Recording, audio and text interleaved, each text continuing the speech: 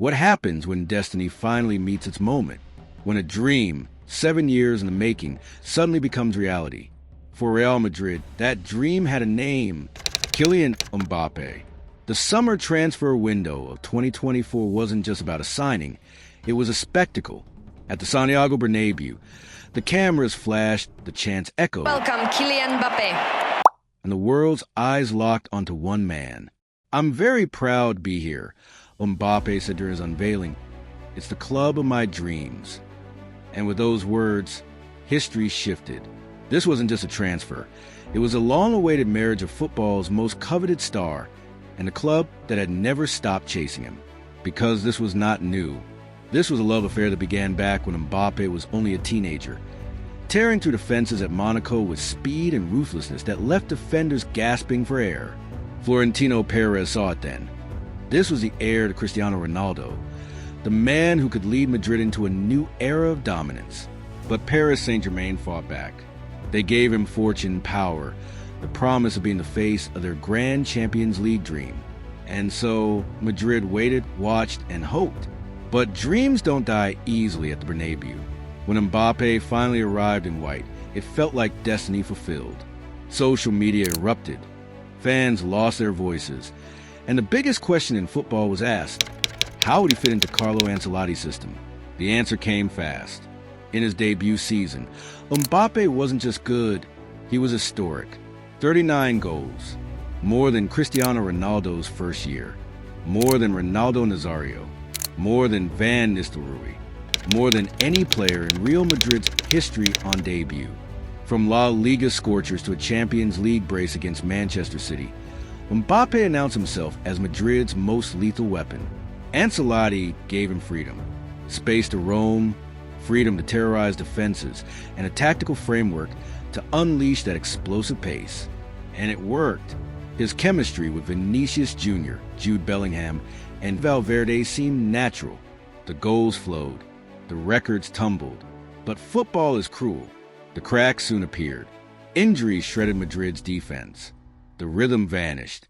Barcelona punished them again and again 4 times in one season. The Spanish Super Cup, the Copa del Rey final, twice in La Liga. Even the Champions League slipped away to a team Madrid should have beaten. For the first time since 2021, the great Real Madrid ended a season empty-handed. Mbappé still scored.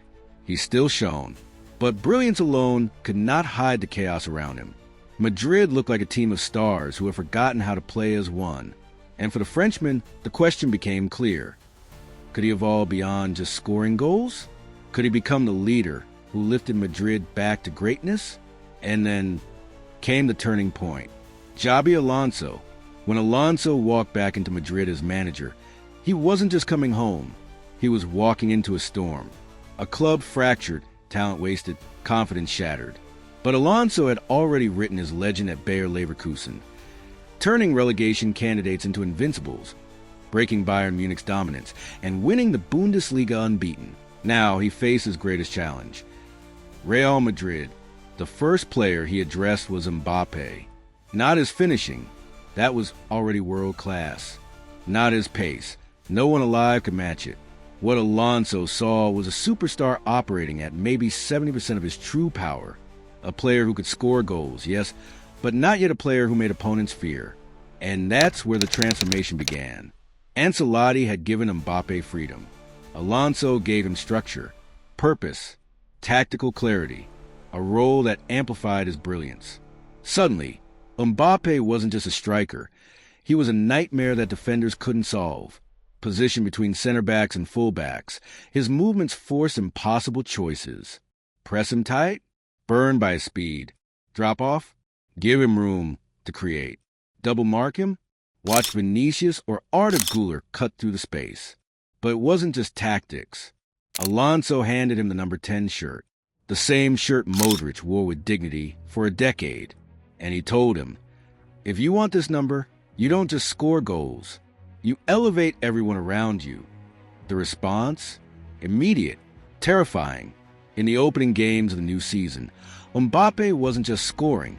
He was pressing high, tracking back, creating chances, leading. Against Real Oviedo, His brace was ruthless, but it was his relentless work rate that caught Alonso's eye against Mallorca. Even when he didn't score, his pressing tore apart their defensive structure. As Alonso said after the match, "The fact that he didn't score doesn't worry me at all. His attitude was perfect."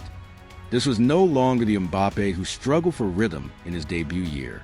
This was a predator with tactical clarity, operating inside a system that multiplied his impact on the entire team. Take his goal against Atletico Madrid.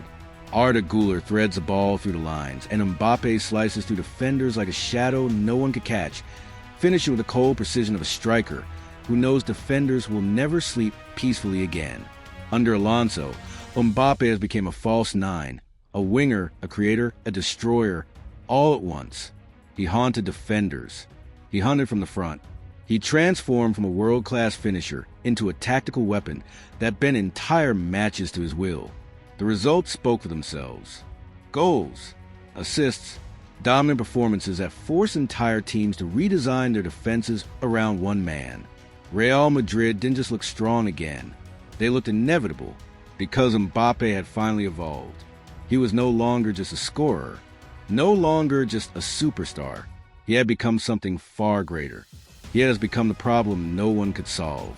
So now the question is no longer whether Kylian Mbappé is the best player in the world.